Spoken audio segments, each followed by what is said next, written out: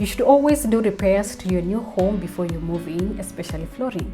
Once you've moved into your new home, the last thing that you are going to want to do is to move all the furniture around, replace the flooring, replace the carpet, or paint the walls, or whatever it may be.